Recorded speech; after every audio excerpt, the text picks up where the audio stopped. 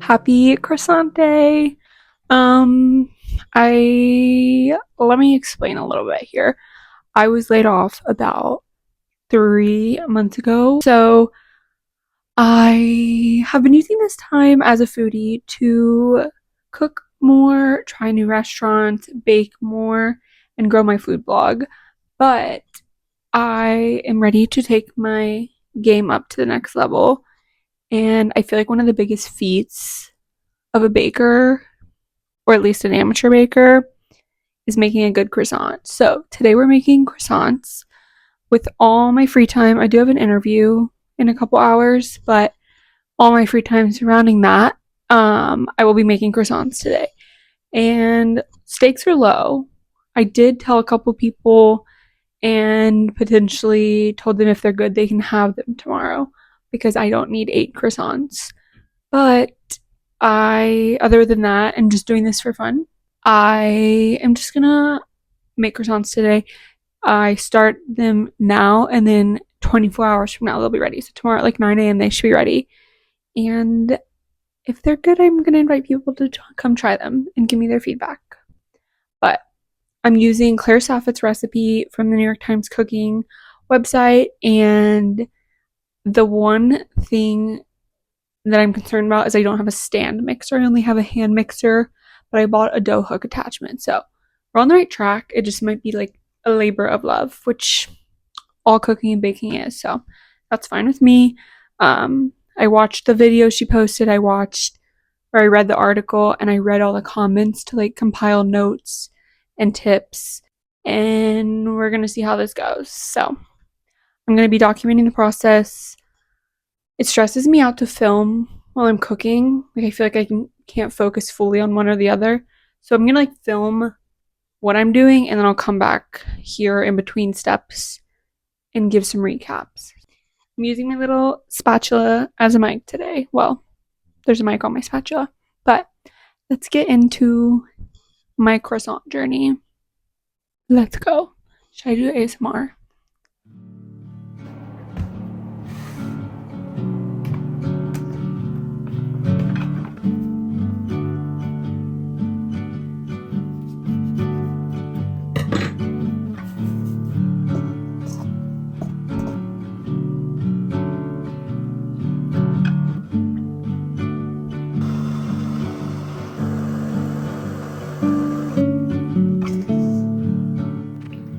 Okay, I had to figure out some adjustments for using a hand mixer.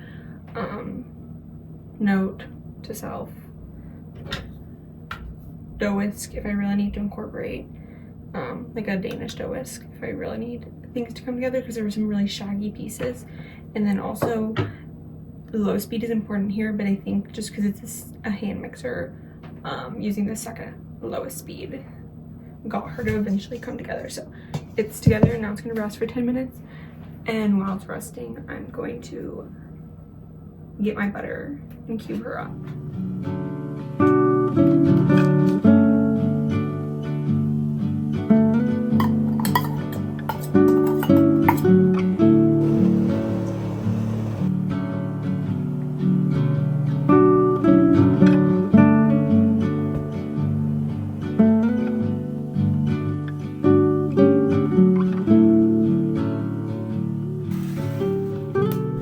Okay, yes, you can now tell that I'm wearing my pajamas on the bottom, but we're cooking, so gotta be comfy.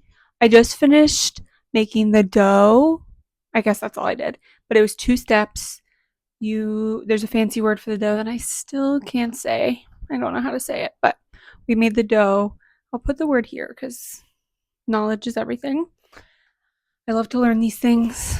Don't know how to pronounce them, but I made the dough.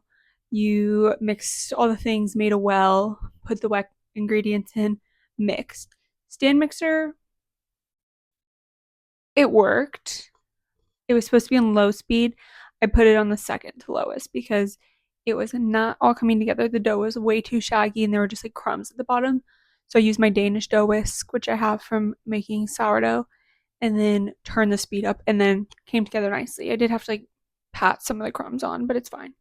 And then I let that sit for a couple minutes, cut up my butter, which I did unfortunately leave out for a sec, so I had to put back in the freezer to harden.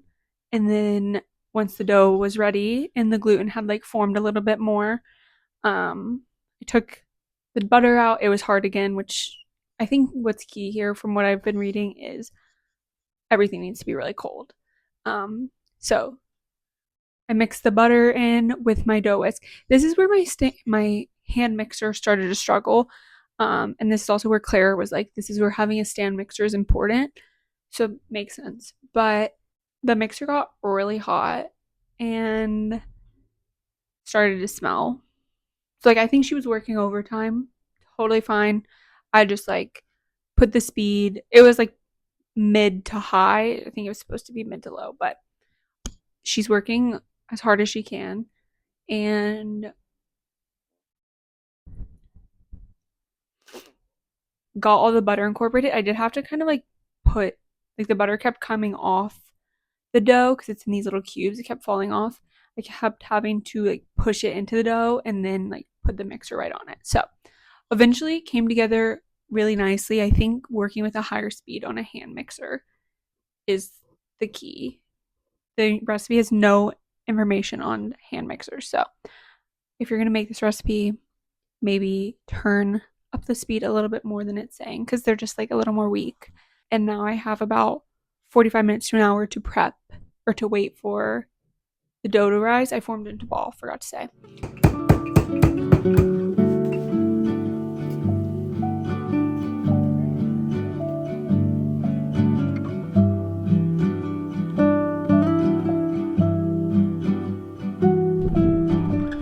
I've had a change of scenery. I decided to go on a little walk. I came to the park because I have about a 4-hour break. I'm getting a little walk in. I didn't get to work out this morning because I needed to get straight to baking because I overslept. But I'm going on a little walk. Might do a little workout when I get home. A little yoga. But the next step in the process is laminating the dough. So I'm excited for that. A little scared because the last thing I laminated didn't turn out. It tasted amazing, but didn't like expand as much as it should have. So we'll see. But I feel like the hard work is over. I do think what's left is technique, and I don't have technique. So the manual labor is over. We're just down to, can I follow instructions super well? We'll see.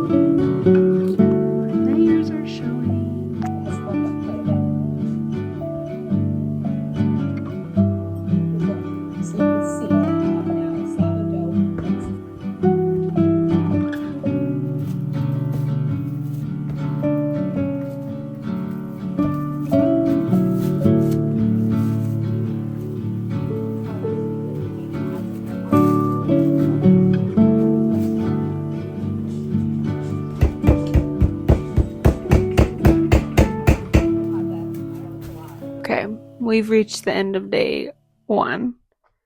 As you can tell, it's dark. I'm tired. Why is this hard? Like, I knew it was hard. Of course it's hard. But the beginning part I thought would be the hardest. All of the lamination, like the timing of it is crazy.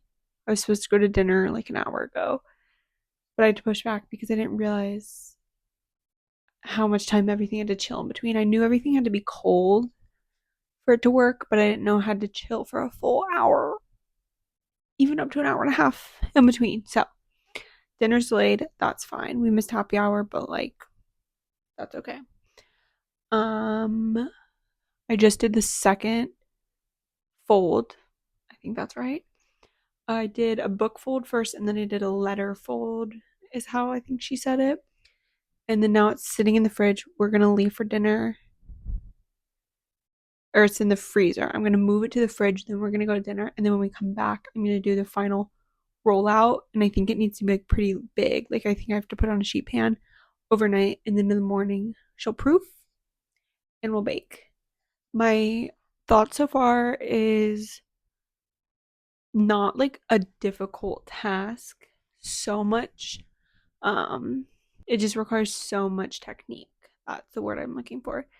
And a lot of time and like being nearby for lots of time. So like it's like every hour, but then it's like every 15 minutes and then every 40 minutes. It's like not very consistent, but it's fine. We persist. But my major concern as of right now is I didn't read instructions in full for a step. And when rolling it out for one of the folds, I was like pushing it down so hard to like get to the length and width and height I needed. And after that, I read the instructions and watched the video for that step in full. And it said to not push too hard because it can push the butter out and then you lose the layers. And the layers are so important. So we'll see. It's like looking fine. I hope it goes well because I want people to enjoy my croissant. And I think they'll taste good no matter what. I want them to be like look like a croissant and not just like a wimpy and it doesn't expand at all. So we will see. Fingers crossed. I'm going to Tacombe now. If you didn't know and you live by Tacombe, Tuesdays buy one get one free tacos. Best deal in town. Let's go. Good morning.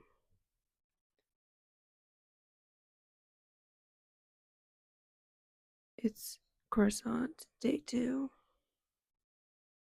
and it's 6 a.m.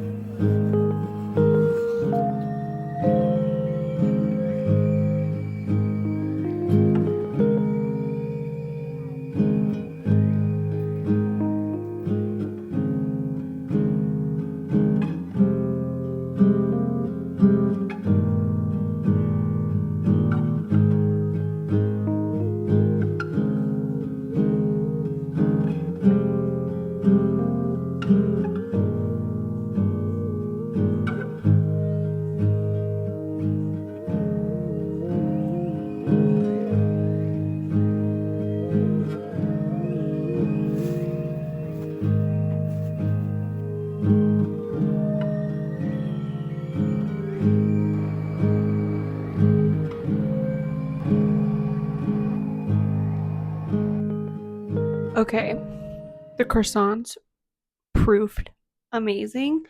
I did them on 2 racks because there was 2 sheets, and the lower one definitely did not proof quite as well. And like maybe I should have done it for longer, but we have people coming over. That could have been a mistake, but they're in the fridge. It's about time to bake them. The oven is preheating.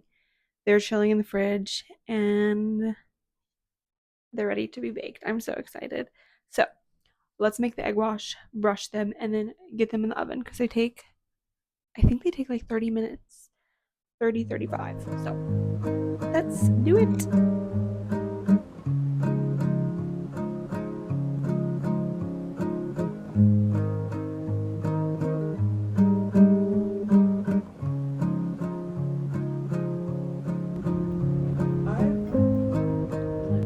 Okay, the deed has been done, and my 2 friends come over and eat croissants with me.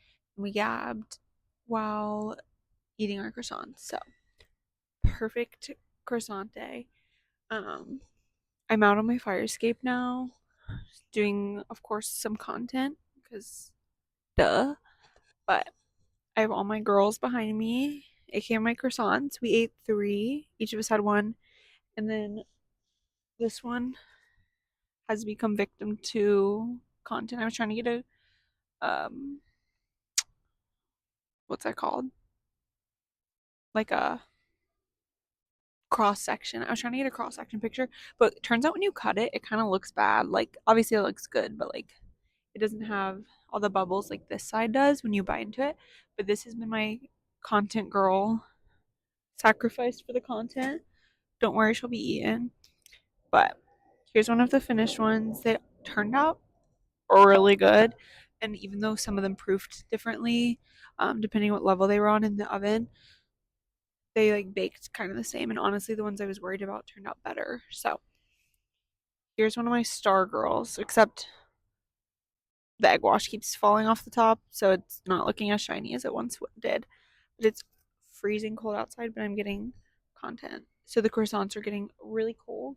But let me just do a little ASMR for the sake of the video with my sacrificial croissant, content croissant. Should I name them all? This one is the content croissant. Okay, here we go. It's good. It's really cold, so it's like you can really taste the butter.